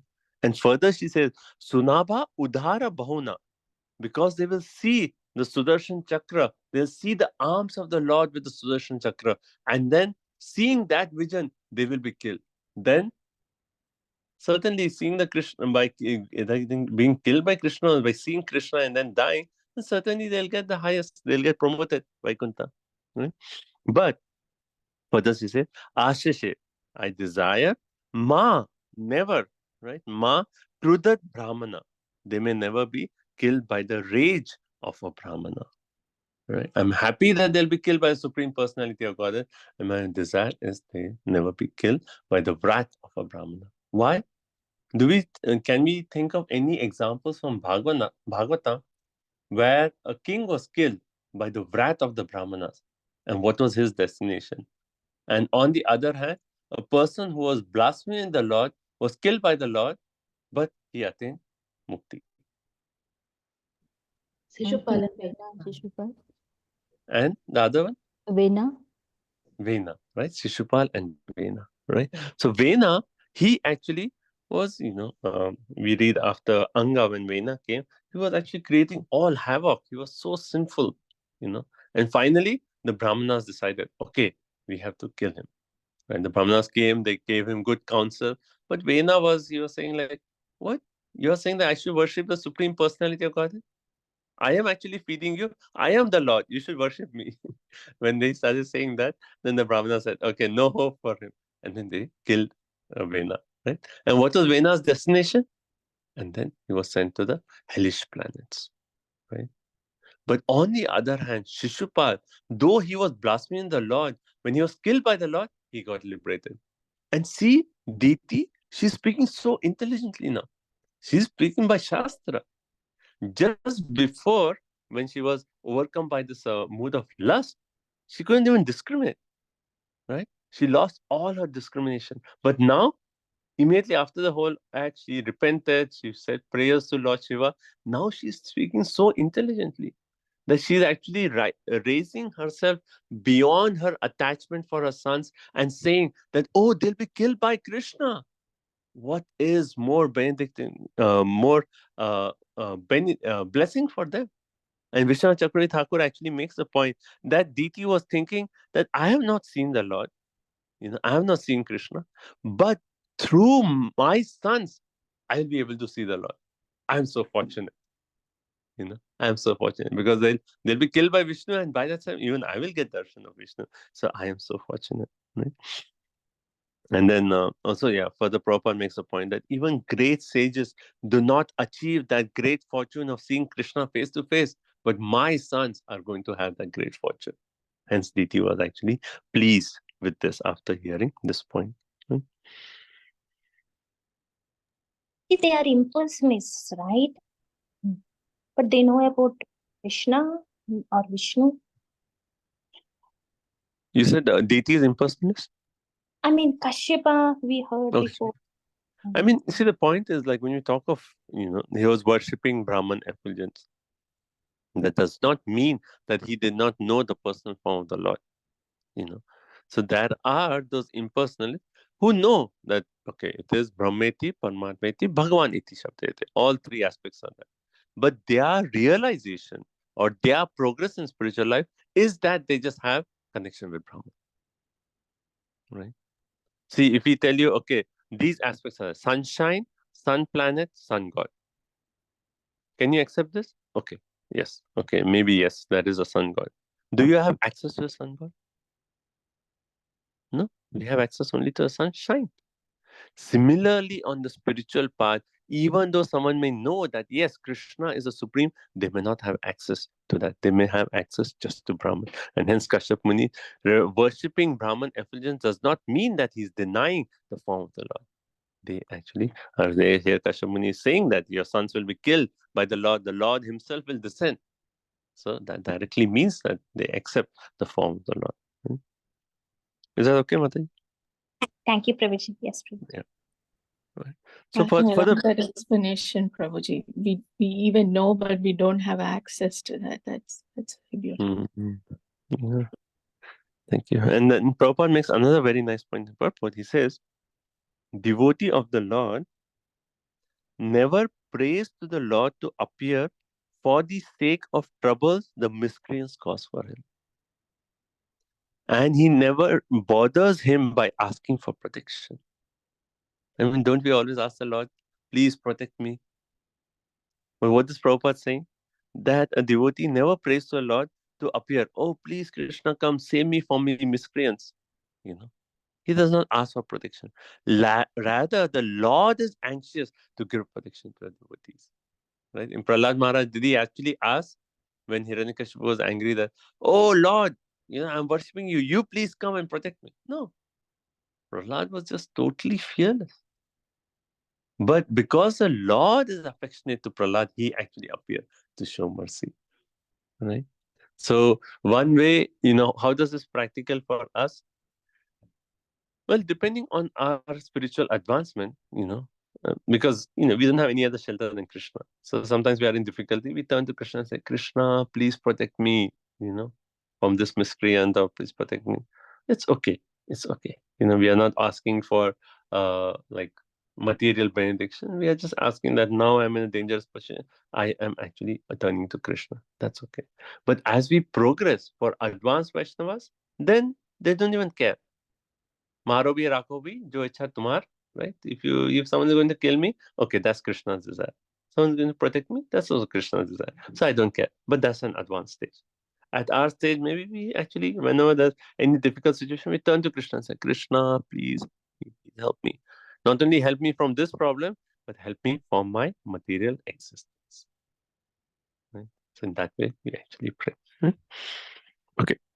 Okay. Next verse 43. 43. Na brahmadanda dagthasya na bhuta bhayadasya cha narakaschanu nanti yam yonim asupata. Translation. A person who is condemned by the Brahmana or is always fearful to other living entities is not favored either by those who are already in hell or by those in the species in which he is born. Brahma Danda, right? We read Danda before also. For Shiva, Lord Shiva, we said Danda. So in Brahma Danda, Dagdasya, right? It's like one who is punished by the Danda or the wrath of a Brahmana. Then what is his fate? Bhuta Bhaya Dasya. One who is always fearful to, or what? Okay, so one who is punished by the wrath of the Brahmanas, or one who is always fearful to living entities. Naraka Anugranati. Even those in hell do not favor such a person. Yam yam yonim asu. Even those, whatever birth he takes, even those living entities in that species do not favor such a person. That is because the wrath of a Brahmana. If a Brahmana curses, then not even people in hell will favor you. Not even people in your lower species will actually favor you. So hence she's saying, I do not want them to be killed by the wrath of a Brahmana. You know, like they are killed by Supreme Personality of God, that is the best. That's the best blessing. But I don't want them to be killed by the wrath of a Brahmana. Right? So the interesting part, I was thinking, like Prabhupada and Prabhupada, he said, like dogs. Dogs are so condemned that they never show any sympathy to their contemporaries. A dog will bark at another dog. It's not that, oh, dog, my species, you know, and then they'll show compassion. They'll bark at other dogs. They will just, you know. So similarly, like a person who is subjected to wrath of a Brahmana, any species thing, the other species members will also neglect him. Oh, this person, he's being cursed by a wrath of a Brahmana. Hence, no one will give any favor to such a person. And hence, Diti is saying, my sons, let them not be killed by the wrath of a Brahmana. Is that okay? That makes sense? Prabhuji, what does that mean that if a person is fearful of other living entities, then also he can... No, fearful to other living entities. He's okay. causing fear to other living entities. No? Sorry, Prabhuji. Yeah. Either he's condemned by a Brahmana or he's causing fear to someone who's torturing other living entities. Then no one will actually give favor to such a person. Right? Okay, 44, 45. Hare Krishna. Text 44 and 45. Kashyapa Uvacha. Ritashokanutapena Satyaha Pratyavamarshanath Bhagavathyuru Manacha Bhave Mayyapi Chadarat Putrasyaiva cha Putranam Bhavityaikaha Satamataha Dasyanti Yadyashaha Suddham Bhagavat Yasya Samam.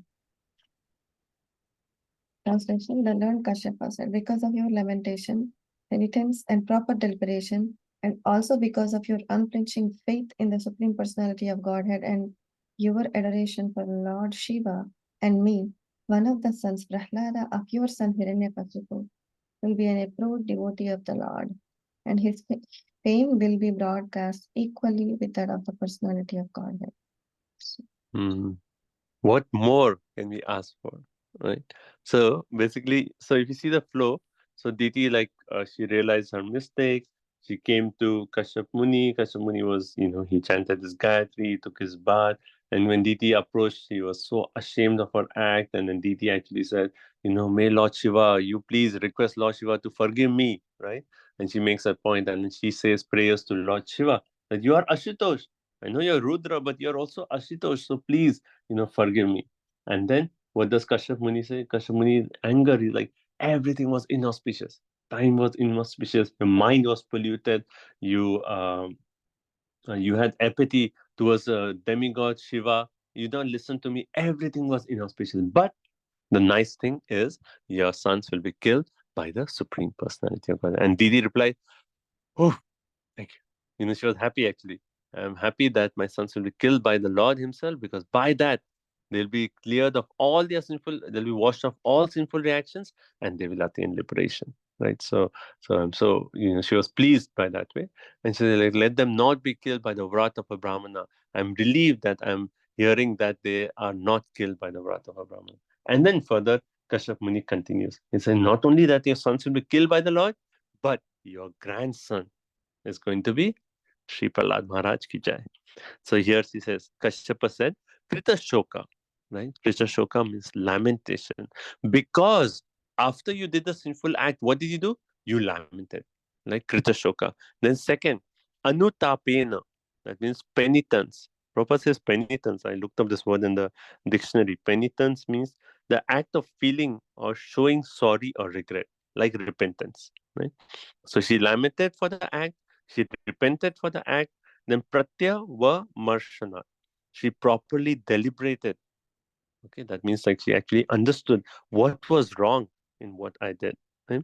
Then Bhagavati ura manat. She had unflinching faith in the Lord. Bhave maya cha adarat. She showed respect to Lord Shiva and to me, right? Mai and Bhave, right? She showed respect to both. Hence, putrasya putrana, the putra of your putra, right? Putrasya putrana will be bhavita, will be satam mataha. Satam mataha. Satam, right? Satam, we have heard this before. Satam means a devotee. He'll be approved by all devotees, and then gasyanti yasha shuddham bhagavate yashase sama. And he'll be so glorified that his glories will be broadcast all over the world, just like the glories of the Supreme Personality of God. That's going to be Prahlad Maharaj, right? Satam Mata is approved by all devotees. So the interesting point, like practically, you see here, see, we talked about like after Diti committed, the faulty action, right? She repented. So if you see all the steps that Kashyap Muni is saying, she first lamented, she repented, she understood her mistake. Then at the same time, she had unflinching faith in Lord. Oh, Krishna will do this for the best. Then she had respect for Lord Shiva, respect for her husband. And because of all these things, in spite of a wrong action, the final result will be good. And what does this tell us? That we may, allured by Maya, do such action, but what matters is after we have done that wrong action. After we have done that wrong action, we can still correct that action by taking the right steps of repentance, by maybe asking forgiveness, by having faith in the Lord, by all these points that we are reading here. Genuine repentance, genuine feeling of forgiveness, and then having that mood of humility. Finally, like I feel like of all the qualities of a Vaishnava, you have done a mistake. The most powerful, or in an argument, the most powerful, I feel like the jewel that we can, a jewel that a Vaishnava has is that mood of humility. Okay, whatever I did wrong, okay, I am wrong, I made a mistake. Just go ask for forgiveness, accept that mood of humility, and then things will be well. So, so we see that in spite of a wrong action, how the final result is actually good. 46.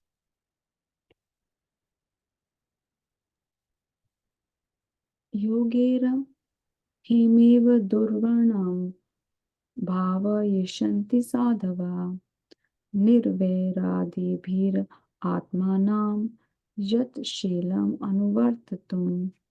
In order to follow in his footsteps, saintly persons will try to emulate his character by practicing freedom from animosity, just as the purifying processes rectify gold of inferior quality. Hare Krishna. Yeah, so here further is saying the glories. So remaining verses are like talks about the glories of Prahlad Maharaj. He says, Eva, just like Hema. Hema here referring to, what is Hemangi? Some devotees have that name, right? Hemangi. Who's Hemangi? Gold. Gold. Pure gold. No. Radharani's name is Rani.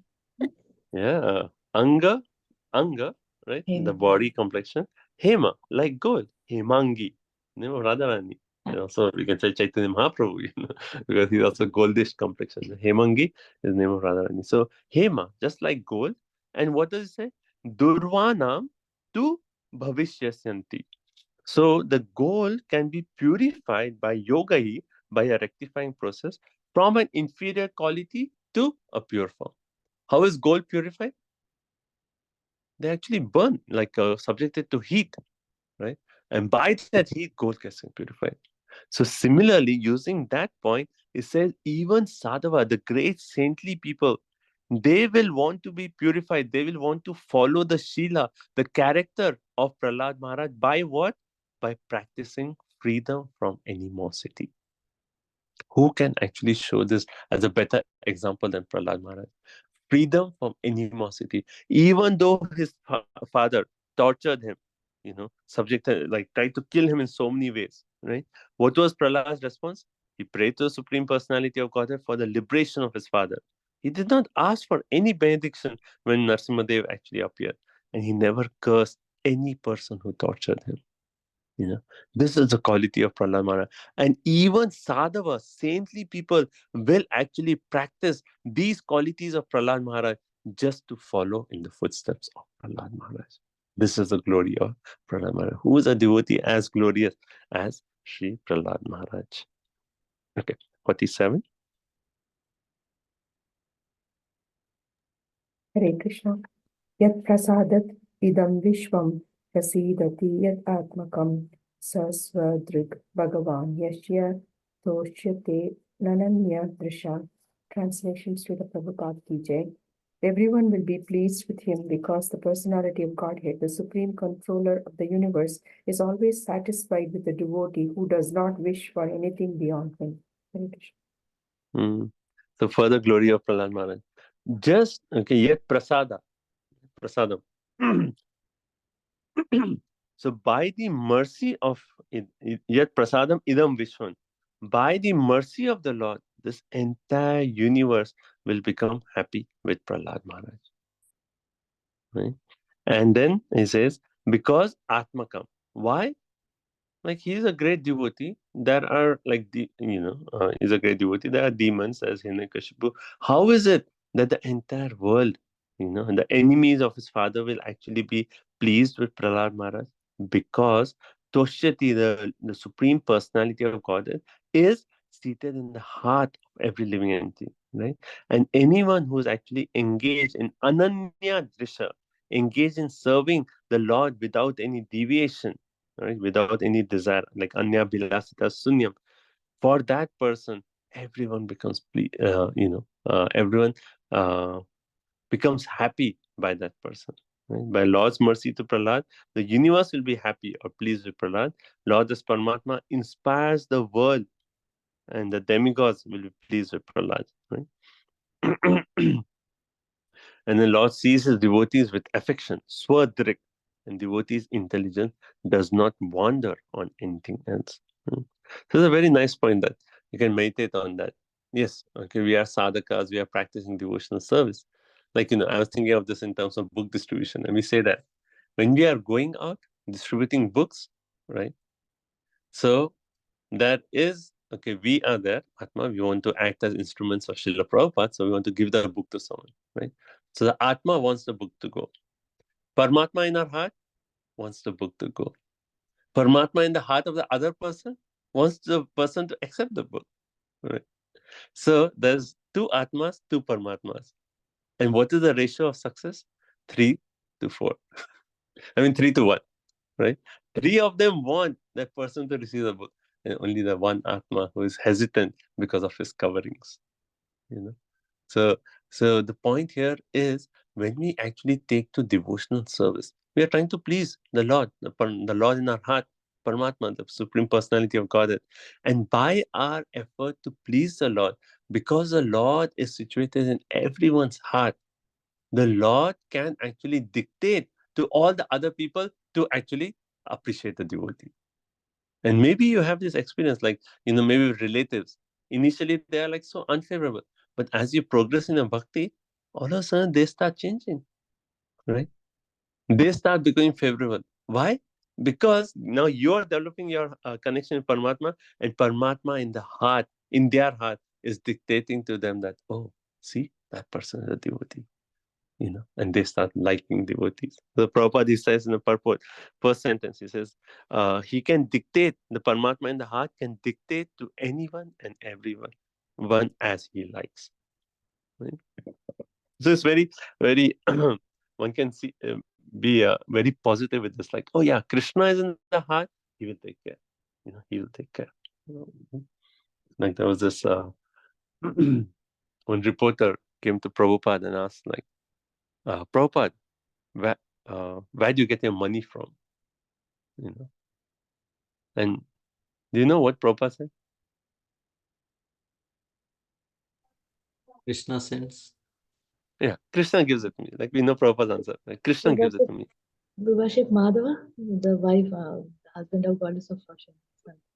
I mean, yeah, maybe that's something Prabhupada said, but in this particular thing, he said Krishna gives. And the reporter was thinking that Krishna gives money. I mean, that doesn't make sense. Like, what is the practical? Like, how do you get money? And Prabhupada said, he was hesitant. So he was like not convinced. So Prabhupada had to elaborate. So Prabhupada said, Krishna is in my heart, and the same Krishna is in your heart. If the Krishna in your heart tells you that you should give 2,000 rupees to Swami, you will be forced to give. And then the person, he immediately got like, it's like, Krishna in my heart is going to ask me to write a check to Swami. And Prabhupada made that. And it was like so interesting that Paramatma is in your heart. He can dictate to you. So he may tell, right, give all your Lakshmi to the Swami who's sitting here. So Prabhupada makes the point that Paramatma can dictate to anyone and everyone as he likes, right? So that's the point of this verse, that that for a pure devotee, everyone, like because Paramatma is in the heart, they become everyone becomes dear to a devotee of the Lord. Right? And then further, Prabhupada also makes a point: a pure devotee of the Lord sees the presence of his worshipful Lord everywhere. So anyone knows such shloka from Chaitanya Charitamrita? Famous shloka. How a devotee of the Lord sees the presence of the worshipful Lord everywhere. So this comes in Madhya Lila, chapter 8, text 274. Stavara jangama dekhe, na dekhe tara murti, sarvatra hoy nija ishta deva spurti. Right? So he says the Mahabhagavata, advanced devotee, certainly sees everything mobile and immobile. Stavara jangama. Right? But he does not exactly see their form. Na dekhe tara murti. He does not see the form of those objects. But rather, sarvatra hoy nija ishtadeva. Rather, everywhere he immediately sees this ishtadev, his worshipful Lord, manifest. He sees manifest the form of the Supreme Personality of Godhead. The Prabhupada says, due to his deep ecstatic love for Krishna, the Mahabhagavat sees Krishna everywhere and nothing else. He sees anything and he immediately remembers this is energy of Krishna and remembers the form of the Lord.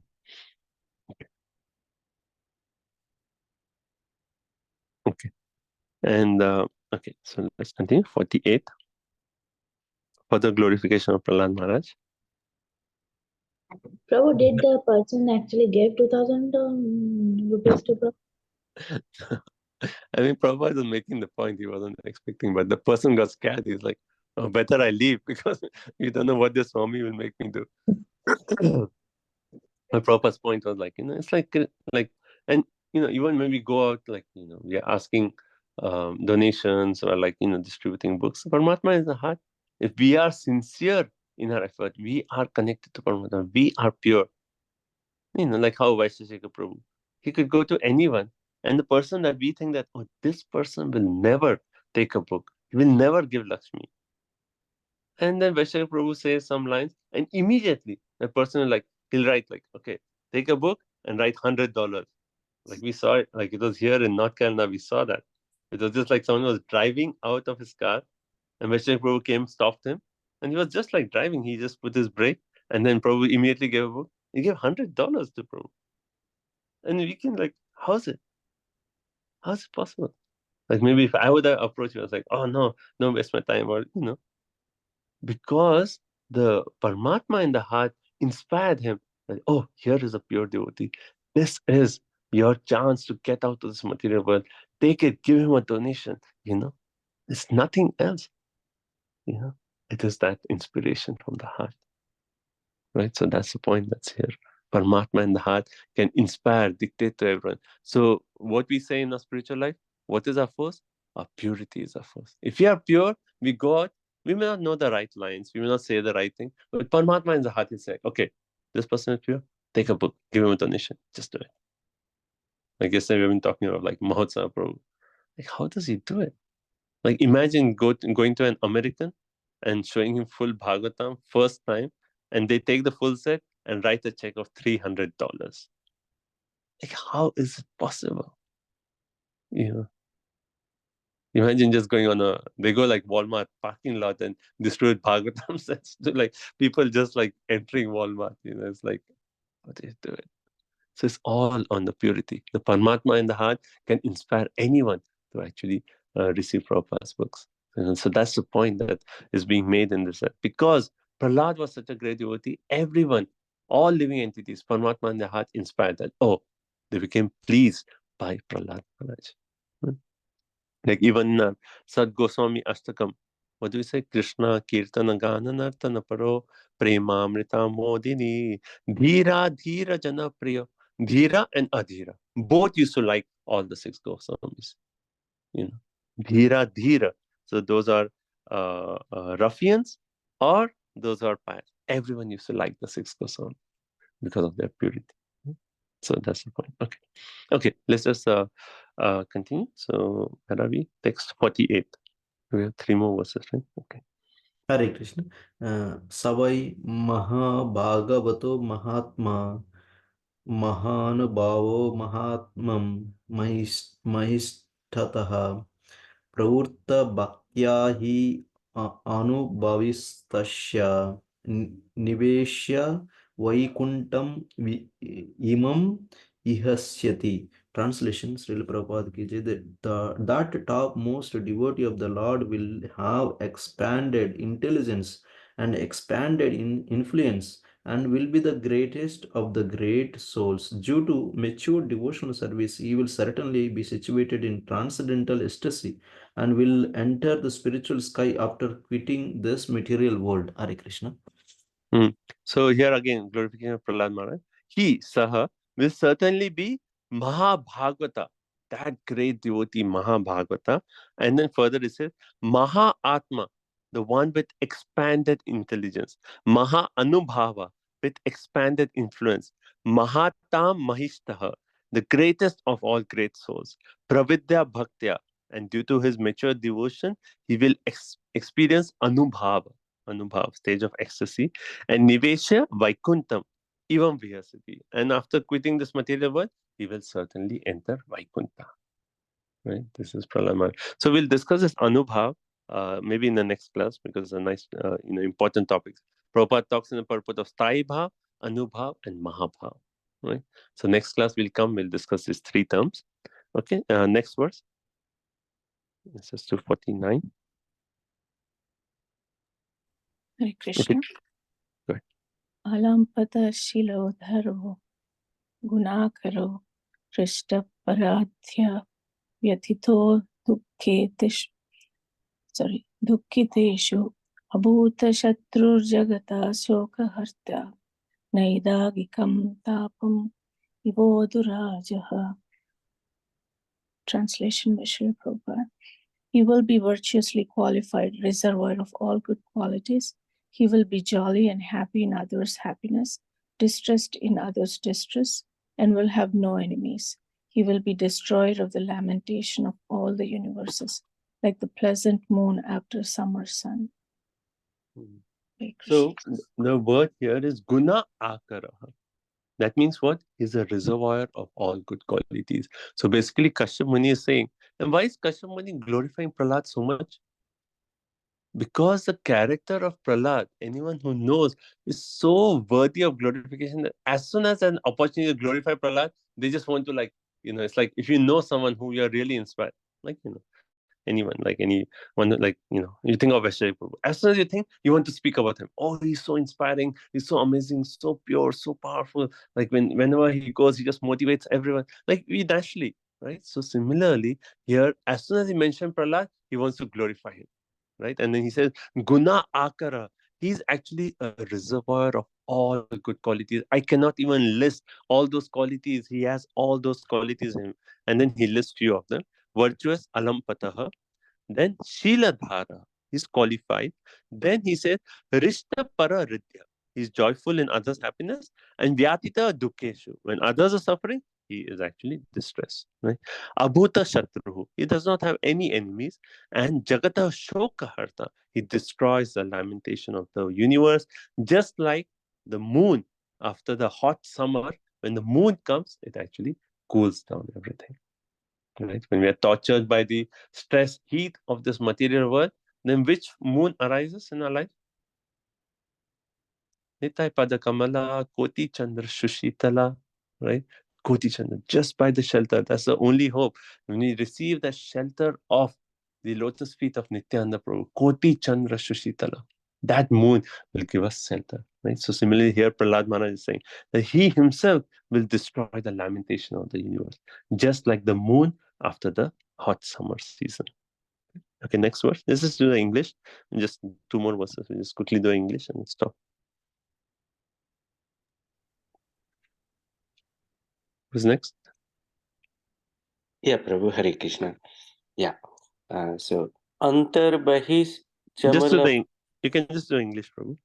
Okay. Okay, sure. Yeah, translation. Yeah, your grandson will be able to see inside and outside the Supreme Personality of Godhead, whose wife is the beautiful goddess of fortune. The Lord can assume the form desired by the devotee, and his face is always beautifully decorated with earrings. And not only Prahlad Maharaj inside will see the Supreme Personality of Godhead, but outside. That means what? The Lord will personally give darshan to Prahlad Maharaj. Just for the sake of Prahlad Maharaj, the Lord will actually descend to give him personal darshan. And then further he says, the Lord can assume the form desired by the devotee. The form of the Lord, the Ishtadev for Prahlad Maharaj is Narasimhadev. And that's the form that he appears. Right? Okay, and the last verse, just English. Hare Krishna. The sage Maitreya said, hearing that her grandson would be a great devotee and that her sons would be killed by Krishna, Diti was highly pleased in mind. Thus Right, end, so, yeah, go ahead.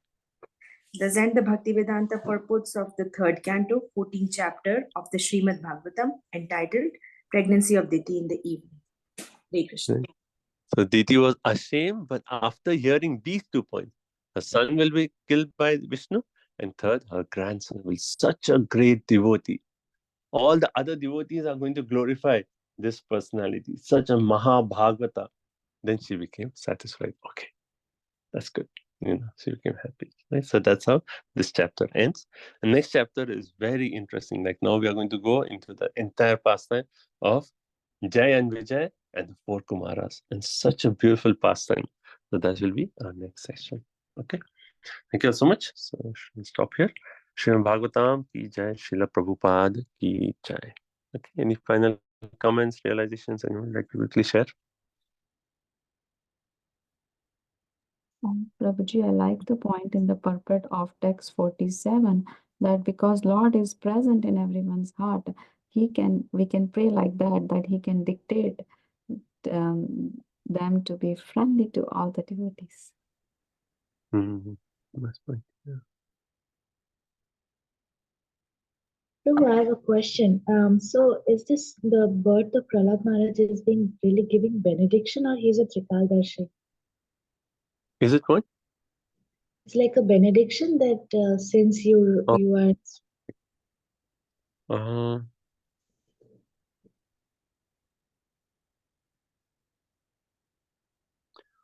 Well, like one point, like he made the point that because you lamented, because you did this, because of this, hence your sons will be killed by them. So that appears more like a benediction. Hmm. But at the same time, I The think it is appearance of a both, devotee right? like Because Maharaj. he's predicting the appearance of his grandson Prahlad. So one way it is both a benediction and also he's predicting, because he's Kashyap Muni, he can, that we know the future. So So both. if Kashyap Muni is already knowing the future, so when Diti was approaching, he would have known that as well, right? I mean, so now what I'm trying to say is, these are, they're not normal devotees. They're always in line with Krishna's plan, because he knows that this thing has happened. Hiranyakashipu, Hiranyaksha is going to come, and this will be the result of this trial pregnancy, to put forward this idea of the Lord in the front, that don't do this with regulations, Yeah. So, So that way, like, the way to see Bhagavatam is, one is we see it's all Krishna's plan, right?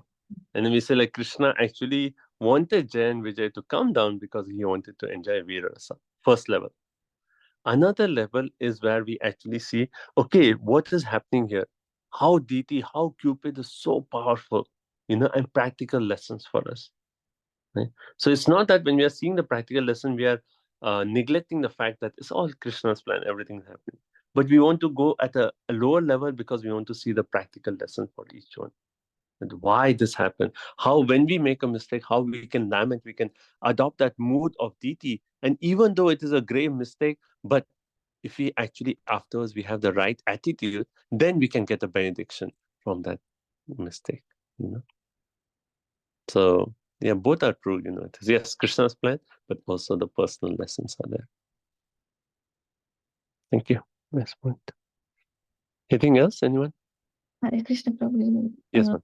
I like the point. The most important quality for a devotee is to being humility, having humility. I have a question. We know who are Jaya and Vijaya, how they are taking their births. Who is Prahlad Maharaj? Do we have any information in his previous birth? I always have this question. Yeah. I mean, that is a story. See, again, there are two aspects here. One is we hear the story of how, there was this person and he was allured by a prostitute. And then once he had a fight with a prostitute. And then because of the fight, it was night time and they just like slept separately. But because the place was dirty, they cleaned the whole place and they did not eat anything because of the fight. And somehow, when that happened, it was actually Narsimha Chaturdashi. So, and what they cleaned, that actually happened to be a temple of Lord Narsimha. So it was like how we say Agyata Sukriti. They came and they, without even knowing, they cleaned the temple of Lord Narsimha and they fasted on Narsimha Chaturdashi. And so because of that, next lifetime he became a devotee of Lord Narsimha. That is one aspect. But second aspect is that Prahlad Maharaj is an eternal devotee of Lord Narsimha. When the Lord appears, like when Lord Ramchandra comes, every time when Lord Ramchandra comes, Hanumanji will come. They're eternal associate. Similarly, Prahlad is also an eternal associate of Lord Narasimhadev. He's not like a conditioned jiva. He's a nitya siddha who comes with the Lord to show pastime. So how do we understand both the stories? Well, the point is, many times we hear that, when you hear one side of the story, that personality who fasted and who was allured by the prostitute, that aspect can enter into an eternal associate to actually show all the pastimes. And it's like complicated, but like even Drona and Dhara from 10th canto. It says like, oh, they prayed to Brahma and hence they got Krishna's son. But what's Nanda and Yashoda? How is it possible? They're eternal associates. But at Drona and Dhara, they enter into the eternal associates to show the pastime. So similarly, this personality who fasted entered into the eternal aspect of Prahlad to actually show the pastimes. It's okay?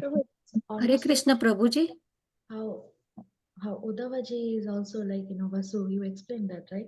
Yes, exactly. That's another example. That's very nice. So Uddhava, eternal associate, but at the same time, the Vasu. Hare Krishna Prabhuji. Yeah. Yeah. Go ahead. Yesterday I heard in Srimad Bhagavatam class that Prahlad Maharaj in the previous birth, he was only worshipping Nrusi Bhagwan. that I heard yesterday Hmm. in our Yeah. ISKCON Bhagavad class. Yeah, so if we consider Prahlad an eternal associate, then he's always worshipping Lord Narasimha for sure. Yeah. Okay. Okay. So anything else? We'll stop here.